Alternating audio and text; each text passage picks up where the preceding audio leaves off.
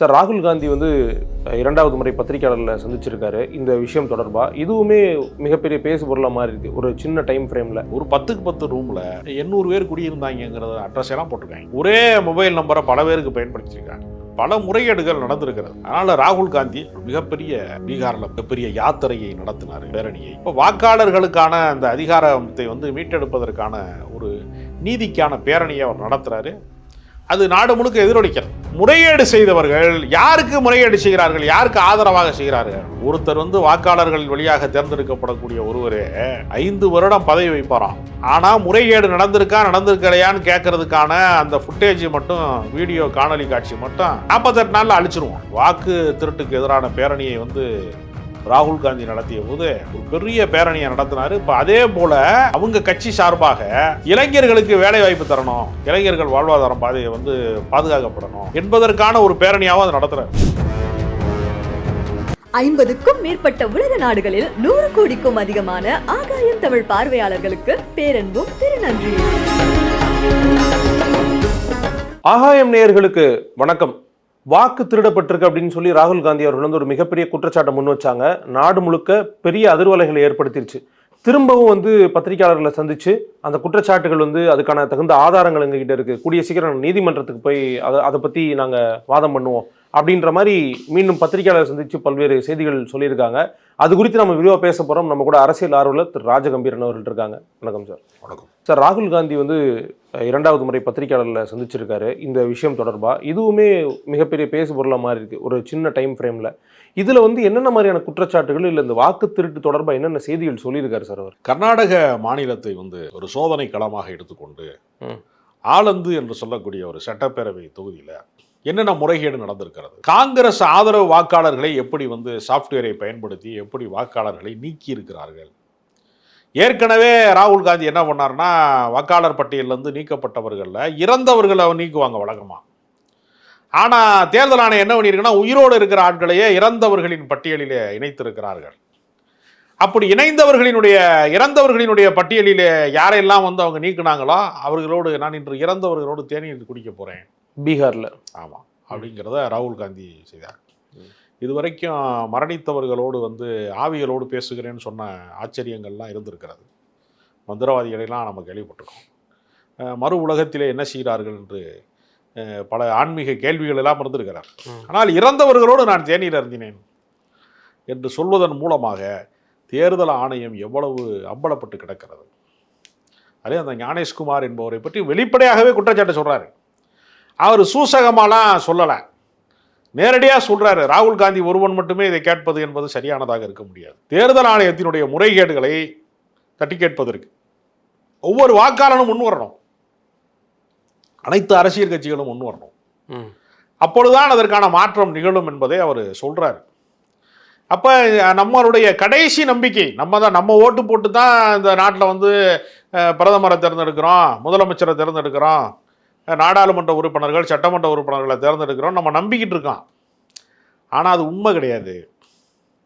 தேர்தல் ஆணையம் யாரை பிரதமராக்க வேண்டும், யாரை எம்பி ஆக்கணும், யாரை எம்எல்ஏ ஆக்கணும் என்பதில் அவர்கள் ஒரு குறிப்பிடத்தக்க வேலையை செய்து கொண்டிருக்கிறார்கள், உள்குத்து வேலையை செய்கிறாங்க என்பதை இவர் அம்பலப்படுத்துகிறார். ஏன்னா ஒரு ஆட்சி தவறு செய்கிற போதெல்லாம் அந்த ஆட்சி தூக்கி எறியப்படும். அதுக்காக உருவாக்கப்பட்டதான் மக்களாட்சி. மன்னராட்சி காலத்திலே ஒரு அரசன் தவறு செய்தான், மக்களுக்கு எதிரான விஷயங்களை செய்தான் அப்படின்னா மன்னரை பார்த்து கேள்வியே கேட்க முடியாது. மன்னர் குதிரையில் ஊர்வலம் வருவார். வர்ற வழியில் ஒரு அழகான பொண்ணு குளிச்சுக்கிட்டு இருக்குன்னு வச்சுங்க, ஒரு பருவ பெண்ணு, அவருக்கு பார்வையில் படுது, நல்லா இருக்கே அப்படின்னு நினச்சார்னா படை வீரர்களுக்கு அப்படியே கண்ணை காட்டுவார், அப்படியே தூக்கிட்டு வந்துடுவாங்க ஆளை. அவரை யாரும் கேள்வி கேட்க முடியாது. அவர் யாருடைய மகள், யாருடைய மனைவி, அவருக்கு இதில் விருப்பம் இருக்கிறதா, ஏன் அவரை இந்த மாதிரி அத்துமீறி தூக்குகிறார்கள் என்று கேட்பதற்கெல்லாம் முடியாது. ஆனால் இன்றைக்கு ஒரு மனிதனை நீங்கள் சிறை அடைத்து வைத்திருந்தால், ஒரு ஆள் இந்த மாதிரி தூக்கிட்டு போய் வச்சிருந்தீங்கன்னா ஆட்கொணர்வு மனு போட முடிகிறதா இல்லையா? கோர்ட்டில் போய் ஹேபியஸ் கார்பஸ் போட முடியுதா இல்லையா? அப்போ இந்த உரிமை எங்கிருந்து வருகிறது? மக்களாட்சி தத்துவத்தில் இருந்து வருகிறது. மன்னர்களில் யாரோ ஒருவர் சரியானவராக இருந்திருக்கலாம், ஆனால் சர்வாதிகாரம் ஒருவர் தான் எல்லாவற்றையும் தீர்மானிப்பார் ஏன்னா பல இலக்கியங்களில் அதுதான் சொல்கிறான். ஒரு நடன காட்சியை வந்து பாண்டிய மன்னன் பார்த்து கொண்டிருந்தான்.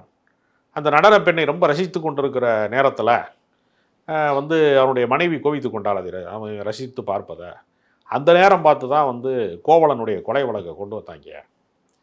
அதனால் மனைவியை சமாதானப்படுத்துவதற்காக வேண்டி வந்து கொன்று அச்சிலம்பை கொணர்க. அதாவது அந்த சிலம்பை வந்து எடுத்துகிட்டு வாங்க சோதனை இப்போ செய்கிறதுக்குன்னு சொல்கிறதுக்கு பதிலாக கொல்ல அச்சிலம்பை கொணர்கன்னு சொல்கிறதுக்கு பதிலாக ஒரு ஸ்பெல்லிங் மிஸ்டேக்கில் கொன்று அச்சிலம்பை கொணர்கன்னு சொல்லிவிட்டாரு. அதனால் ஆளை கொண்டுட்டாங்க. அப்போ மன்னருடைய உத்தரவுக்கு மறு உத்தரவு கிடையாது. இப்போ அப்பீலுக்கு போகிறான்ல கோர்ட்டில், மறு விசாரணைக்கு உத்தரவு இருக்கிறார்கள்ல, ஒரு தீர்ப்பு வந்து ஏற்கத்தக்கது அல்லன்னு சொல்கிறாங்கல்ல. இதெல்லாம் ஜனநாயகத்தினால நாம் கண்டெடுத்த உரிமைகள். இன்னைக்கு வந்து ஜனநாயகத்தை தேர்ந்தெடுக்கக்கூடிய இடத்துல மக்கள் தான் இறுதி எஜமானர்கள் என்று நம்பிக்கொண்டிருந்த போது அதற்கு குறுக்கீடாக பல குளறுபடிகளை விளைவித்துக் கொண்டிருக்கிறார்கள். அதே பாஜக வந்து ஆட்சிக்கு வந்த பின்னாடியே ஒரு உச்ச நீதிமன்றத்தினுடைய தலைமை நீதிபதியாக இருந்தவரை அந்த இதில் வந்து நீக்கினாங்க. தேர்தல் ஆணையத்தினுடைய ஒரு உயர்மட்ட முதன்மை பொறுப்பாளர்கள் வரிசையில் பிரதமர் எதிர்க்கட்சி தலைவர் அல்லாத ஒரு நீதிபதி, தலைமை நீதிபதி இருந்தார், உச்ச நீதிமன்ற நீதிபதி. அவரை நீக்கினாங்க. அவரை நீக்குகிற போதே நீதிபதியை நீக்கிறதா நம்ம கருதலை. நீதி பரிபாலனமே இருக்கக்கூடாது.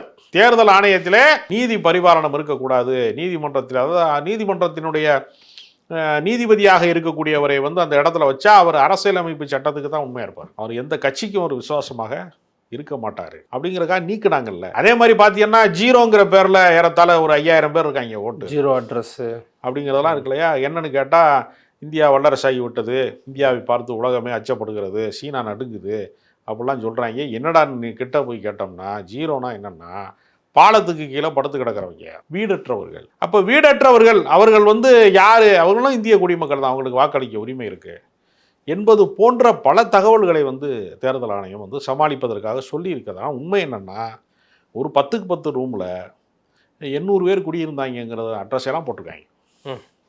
ஒரே மொபைல் நம்பரை பல பேருக்கு பயன்படுத்தியிருக்காங்க. பல முறைகேடுகள் நடந்திருக்கிறது. அதனால் ராகுல் காந்தி ஒரு மிகப்பெரிய பீகாரில் மிகப்பெரிய யாத்திரையை நடத்தினார், பேரணியை. அப்போ வாக்காளர்களுக்கான அந்த அதிகாரத்தை வந்து மீட்டெடுப்பதற்கான ஒரு நீதிக்கான பேரணியை அவர் நடத்துகிறாரு. அது நாடு முழுக்க எதிரொலிக்கிறது. 65 லட்சம் வாக்காளர்களை வந்து அப்புறப்படுத்தினார்கள் பீகாரில். பல பேர் ஓட்டு போட முடியல. அதில் இப்போ வந்து அந்த அங்கே நீக்கப்பட்டவனை அப்புறம் இங்கே சேர்க்க போகிறாங்க தமிழ்நாட்டில். பல பேரை வந்து பீகாரிகள் வந்து ஒரு 3.5 லட்சம் பேர் வந்து சென்னைக்குள்ளே இருக்காங்க, ஒரு 7.5 லட்சம் பேர் தமிழ்நாடு முழுக்க இருக்காங்க. மொத்தத்தில் வந்து 70 லட்சம் பேர் வட இந்தியர்கள் தமிழ்நாட்டில் இருக்கிறாங்க. ஏறத்தாழ வந்து 10% மேலான வாக்கு வங்கி பெரிய அளவில் அவர்களுடைய வாக்கு வங்கியாக மாறப்போகுது. இப்போ தமிழ்நாட்டினுடைய தனித்தன்மை இனி வந்து காப்பாற்றப்படுமா என்பதற்கெல்லாம் இந்த குளறுபடி ஜனநாயகத்தை, எதிர்காலத்தில் ஜனநாயகம் இருக்குமா, அந்த ஜனநாயகத்தை மீட்டெடுக்க முடியுமா, ஜனநாயகத்தின் வழியாகத்தான் வந்து இவ்வளவு பேர் தேர்ந்தெடுக்கப்படுகிறார்களா என்கிற பல கேள்விகளை வந்து ராகுல் காந்தி முன்வைக்கிறார். இந்த குற்றச்சாட்டுகள் ஏற்கனவே அவர் சொல்லியிருந்தது தான். பீகாரில் இது மாதிரி நடந்துச்சு, இந்த மாதிரி சிக்கல்கள் இருக்குன்ட்டு. இப்போ திரும்ப அவர் மீண்டும் அந்த குற்றச்சாட்டு வச்சிருக்காரு. எல்லாருக்கும் இருக்கிற கேள்வி என்னன்னா, இதுக்காக நீங்கள் நீதிமன்றத்தை போய் நாடலை அப்படின்ட்டு. இன்னொரு பக்கம் தேர்தல் ஆணையம் வந்து ரொம்ப திட்டவட்டமாக அதெல்லாம் மறுக்கிறாங்களே. இதை அவங்க மறுக்கிறாங்க அப்படின்னா நீதிமன்றத்துக்கு போகலாமே, அவங்க ஏன் தாமதம்? இல்லை, நீதிமன்றத்திற்கு வந்து உரிய சாட்சியங்கள், தரவுகள் அதெல்லாம் வந்து முழுமையாக தயார் செய்து நீதிமன்றத்தை முழுமையாக தயார் செஞ்சாலும் இந்த குற்றச்சாட்டை முன்வைக்கணும். இல்லை, அப்படி கிடையாது. இப்போ நீங்கள் ஒரு வீட்டில் களவு போயிடுச்சுன்னு வச்சுக்கோங்க, களவு போனவொடனே அவங்க புகார் கொடுக்கலாம். களவு போனதுக்கான ஆதாரத்தை ரெடி பண்ணிட்டு தான் புகார் கொடுக்க முடியுமா? அப்படி இல்லை, களவு போயிடுச்சுன்னா புகார் கொடுக்கலாம். அப்புறம் எப்படி திருடுனாங்க, எத்தனை மணிக்கு கதவை திறந்து விட்டிய, எத்தனை மணிக்கு பூட்டினீங்க, அந்த புகாரை தான் கொடுத்துடலாமேன்ற நீதிமன்றத்தை நாடிட்டாங்க. நீதிமன்றத்தை நோக்கி தான் அந்த வழக்கு போகுது. முதல் கட்டமாக அவர் வந்து மக்கள் மன்றத்தை தயார் செய்கிறார். இந்த தரவுகள் பூராமே தேர்தல் ஆணையத்திலிருந்து எடுக்கப்பட்ட தரவுகள் தான். அவர் வந்து சொந்தமாக எதுவும் சொல்லலை. கேள்வி எழுப்பினா பதில் சொல்ல மறுக்கிறார்கள். நீதிமன்றத்திட்டையுமே அவங்க வந்து சிசிடி ஃபுட்டேஜ்லாம் தர முடியாது, 48 நாளில் நாங்கள் அழிச்சிருவோம் அப்படின்னு அங்கேயே சொன்னாங்களே. நீதிமன்றத்துக்கும் அந்த வழக்கு போச்சு ஏற்கனவே. இன்னும் வந்து முழுமையான வழக்காக அது மாறணும். ஏன்னா ஒவ்வொரு பகுதி சார்ந்தும் வழக்கு இருக்குது. இப்போ கர்நாடக மாநிலத்தில் வந்து இந்த ஒரு குறிப்பிட்ட தொகுதியில் இருக்கக்கூடிய இந்த குறிப்பிட்ட தொகுதியில் இருக்கக்கூடிய பிரச்சனைகள்லாம் இப்போ அந்த பகுதி சார்ந்த நீதிமன்றத்தை நோக்கி அவங்க நகர்வாங்க. இது வந்து ஒரு இடத்துல நடக்கலை, ஒற்றை வழக்காக பார்க்க முடியாது. ஒவ்வொரு தொகுதி சார்ந்தும் ஒவ்வொரு பகுதி சார்ந்தும் பல இடங்களில் முறைகேடு நடந்திருக்கிறது. அந்த முறைகேடு பல வடிவங்களில் நடந்திருக்கிறது.